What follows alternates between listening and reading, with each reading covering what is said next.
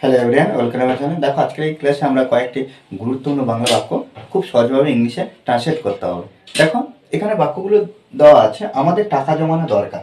কারণ আমাদের দেখো এখানে আমি যে বাক্যগুলো দিয়েছি যেন একটা গল্প, হ্যাঁ একটা গল্প বা একটা বিষয়ের উপর নির্ভর করে যে বাক্যগুলো দিয়েছি, দেখো প্রত্যেকটা সাজানো আছে। কি সাজানো?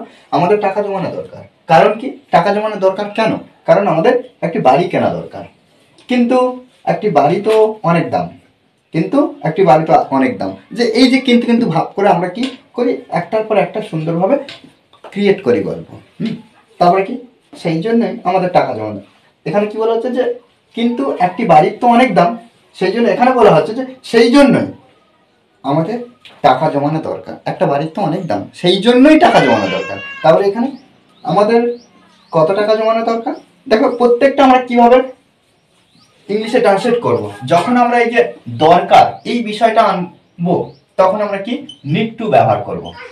নিড টু অর্থাৎ দরকার। তাহলে বাক্যটা কি হচ্ছে? আমাদের সাবজেক্ট কি? We need to. আমাদের দরকার কি? টাকা জমানো। আমাদের দরকার কি? টাকা জমানো। তাহলে এখানে টুর পরে আমরা ভার্ব ব্যবহার করি। জমানো কি? সেভ। সেভ কি? টাকা। Two save money. ওকে, কারণ আমাদের একটি বাড়ি কেনা দরকার। তাহলে একইভাবে আমরা কি করব? কারণের জন্য আমরা বিকজ ফার্স্ট টাইম বসাবো।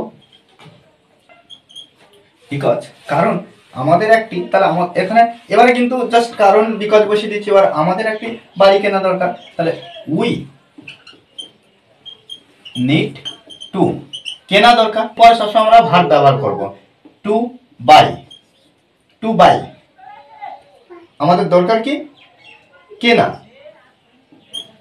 কি কেনা? না একটি বাড়ি, আ হাউস। ওকে, কিন্তু একটি বাড়ির তো অনেক দাম। এখানে কিন্তু দরকার কিছু ব্যবহার করতে হচ্ছে না। কেন? কারণ এখানে দরকার নেই। তাহলে আমাদের কি করতে হবে? বাট কিন্তু একটি বাড়ির তো অনেক দাম।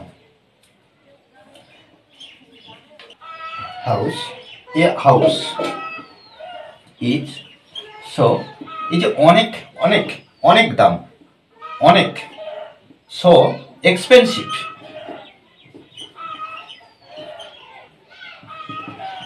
ওকে, কিন্তু একটি বাড়ির তো অনেক দাম, but a house is so expensive. Okay, সেই জন্যই, এই যে সেই জন্যই জন্য, এই যে সেই জন্যই এর জন্য আমরা কি ব্যবহার করব? That's why. সেই জন্যই আমাদের টাকা জমানো দরকার। We need to save money. That's why, সেই জন্যই উই নিড টু সেভ মানি। আমাদের টাকা জমানো দরকার। আমাদের কত টাকা জমানো দরকার? লাস্টে প্রশ্ন করা হচ্ছে যে কত টাকা জমানো দরকার। তাহলে এর জন্য আমরা কত টাকা, how much do we need to. তাহলে নিড টু কি? জমানো দরকার। এই যে দরকার হলো জমানো কি? না টাকা। Need to save money. Okay, এবার এখানে লাস্ট কিন্তু জিজ্ঞাসা চিহ্ন দেবো। কেন? কারণ এটা প্রশ্নমূলক বাক্য বা জিজ্ঞাসামূলক বাক্য। ওকে, দেখো এইভাবে কিন্তু আমাদেরকে সুন্দরভাবে একটা এনভায়রনমেন্ট ক্রিয়েট করতে হবে।